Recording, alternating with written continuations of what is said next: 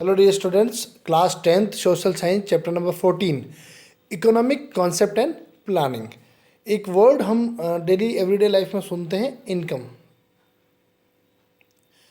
Income जो होता है वो income is not only determiner of welfare but it ones of the most important factor anyone many other. The income of a person family shows the physical life, social status, economical growth to a large extent। एक person की जो income है वो उसकी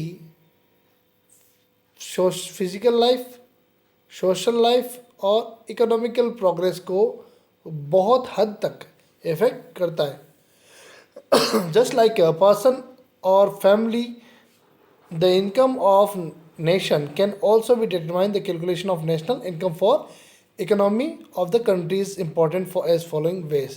जैसे किसी एक person का, मान लीजिए एक पर्सन है, किसी एक पर्सन का जो इनकम होगी, किसी एक पर्सन की जो इनकम है वो किस बात को दिखाती है कि ये पर्सन कैसा है, यानी इसका सोशल स्टेटस कैसा है, इसका फिजिकल स्टेटस कैसा है, फिजिकल लाइफ कैसी, इकोनॉमिकल प्रोग्रेस कैसा है। यानी एक पर्सन का जो इनकम होगी वो उसकी सारी पहचान होती है। उसी तरह से किसी कंट्री की जो नेशनल इनकम होती है वो उसके फाइनेंशियल स्टेटस, फाइनेंशियल स्ट्रेंथ को दिखाती है कि ये कंट्री कितनी पावरफुल है। किसी भी कंट्री के पास जितनी इनकम होगी, यानी नेशनल इनकम अगर इंक्रीज आएगी इंफ्रास्ट्रक्चर पर, डेवलपमेंट पे और अदर फैक्टर्स पे, वो क्या करेंगे, इन्वेस्ट करेंगे, एक्सपेंसेस करेंगे। और जितना इनकम होगी, income in the sense economical chapter हम डिस्कस कर रहे हैं, तो इकोनॉमिक के पॉइंट ऑफ व्यू से इनकम की इंपॉर्टेंस दिखा रहे हैं हम लोग।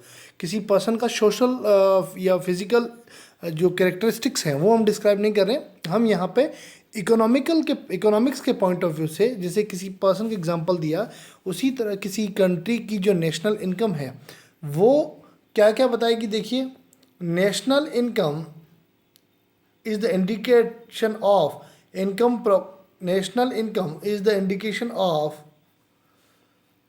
the economical progress of economic condition of country. We can compare the economy of other countries on the basis of national income. Contribution of the different sector and their relative importance of the economic can be found out of the from national income. One of the basis of national income estimate, future policies can be formed for economy. देखिए क्या क्या है। पहला है, income जो है वो हमें प्रोग्रेस और इकोनॉमिकल कंडीशन को दिखाती है, यानी किसी कंट्री की जो प्रोग्रेस है वो कैसी है या किसी कंट्री की कंडीशन कैसी है, ये हमें वहाँ की नेशनल इनकम दिखाती है। और दूसरा है, हम किसी एक कंट्री को दूसरी कंट्री के साथ क्या कर सकते हैं, कंपेयर। मान लीजिए एक कंट्री और दूसरी कंट्री के बीच का जो कंपैरिजन है वो हम नेशनल इनकम के बेस पे कर सकते हैं। तीसरा है, on the basis of national income estimate the future policy can be form for economy.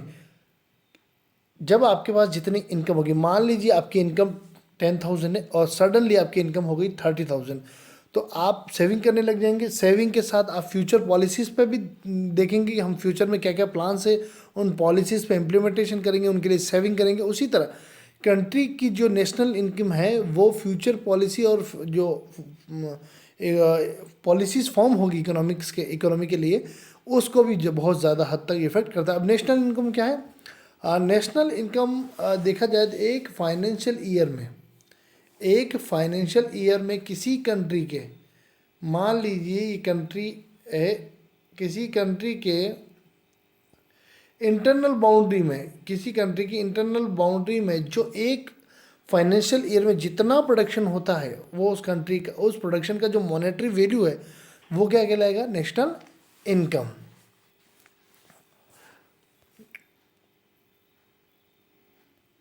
फिर देखिए फाइनेंशियल ईयर कब से कब है इंडिया में। फाइनेंशियल ईयर 1 अप्रैल से 31 मार्च, यानी 1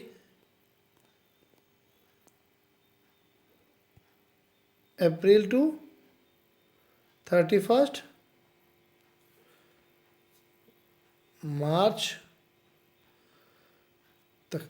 1 अप्रैल से 31 मार्च का जो पीरियड है उसे बोलते हैं हम फाइनेंशियल ईयर। दूसरा है production, creation of utility and the value addition of production only. देखो किसी भी चीज़ का, किसी भी यूज़ में आने वाली चीज़ का प्रोडक्शन करना, उसके वैल्यू में एडिशन करना प्रोडक्शन कहलाता है।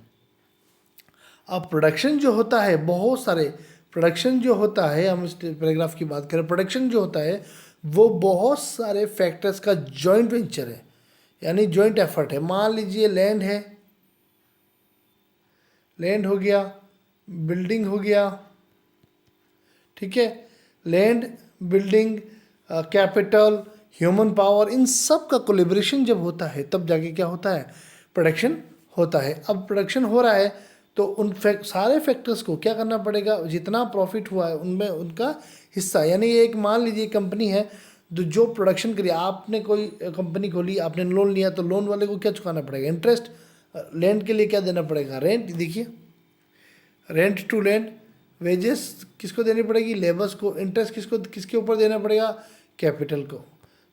कैपिटल जो आपने ली उस पर इंटरेस्ट देना पड़ेगा।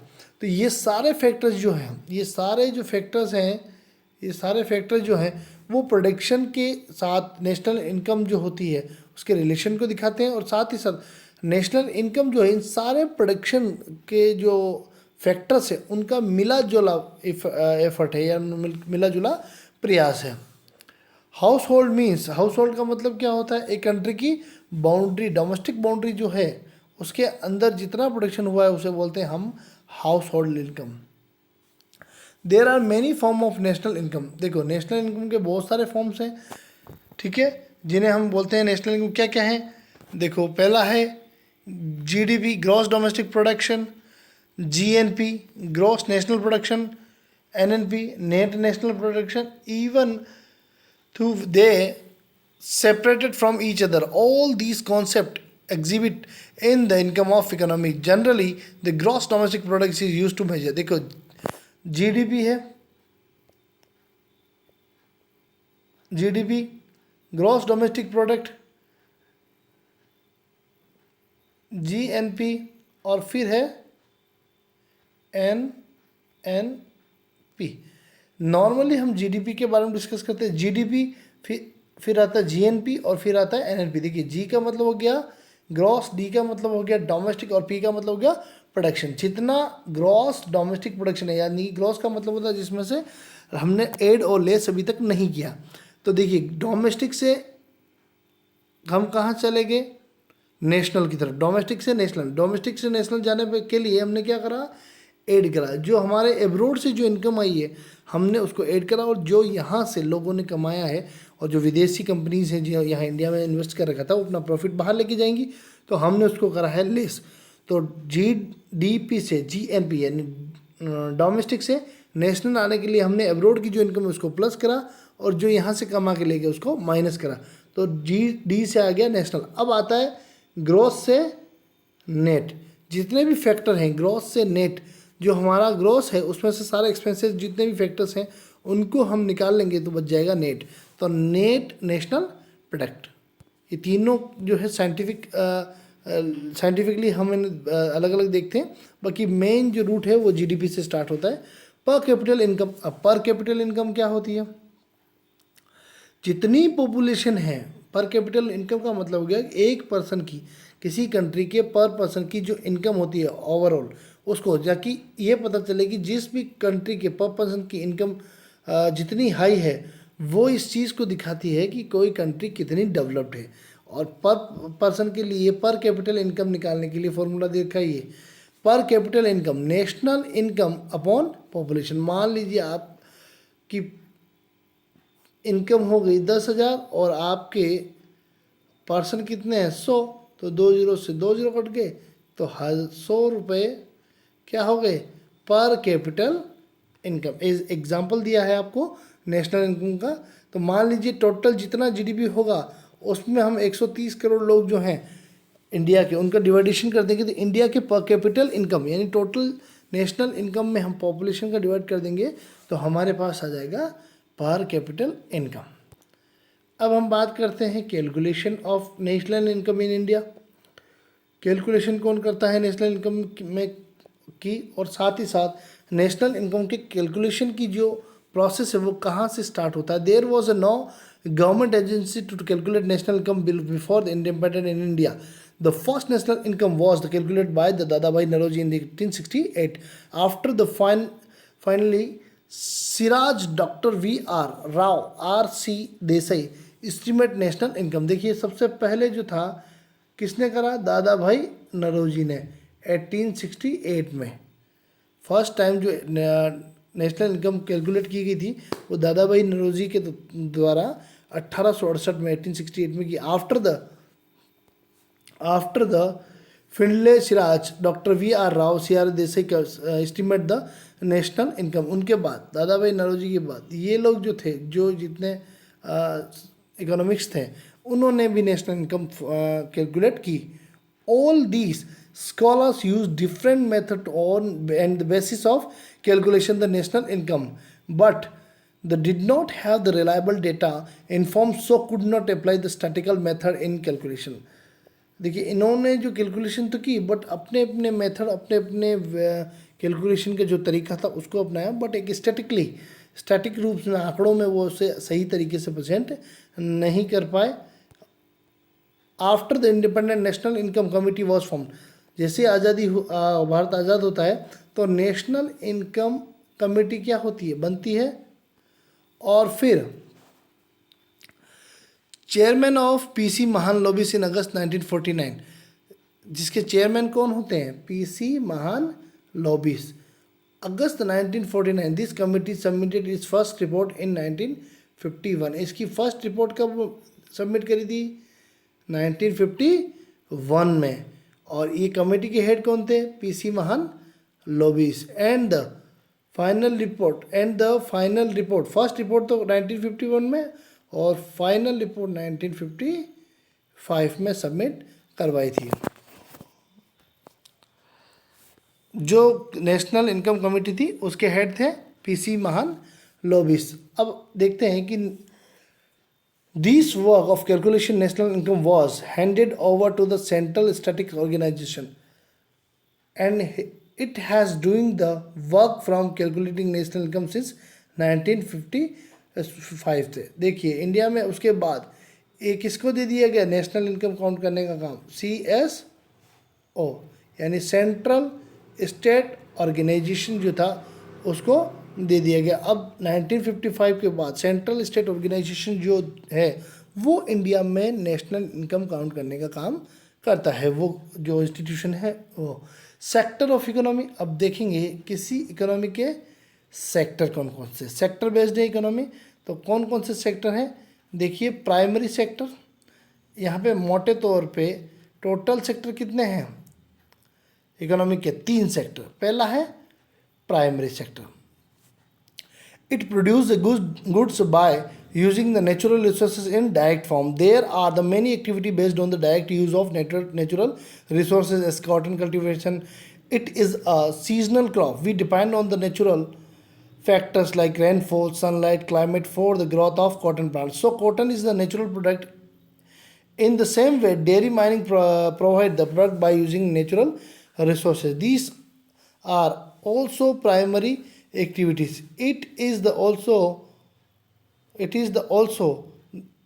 known as the agriculture allied sector. देखिए जो प्राइमरी सेक्टर है उसमें वो सारी एक्टिविटी, वो सारा प्रोडक्शन जो प्राइमरी लेवल पे होता है, जैसे मान लीजिए एग्रीकल्चर एक्टिविटी है, फिशिंग है, ठीक है, डेयरी फार्म है, कॉटन प्रोडक्शन है, ये सारे जो हैं ये प्राइमरी सेक्टर के, यानी जो अपने एग्रीकल्चर एक्टिविटी है, जो खेती बाड़ी वाला काम है, एग्रीकल्चर एक्टिविटी है, वो प्राइमरी सेक्टर में आता है. फिशिंग जो है वो प्राइमरी सेक्टर में आता है.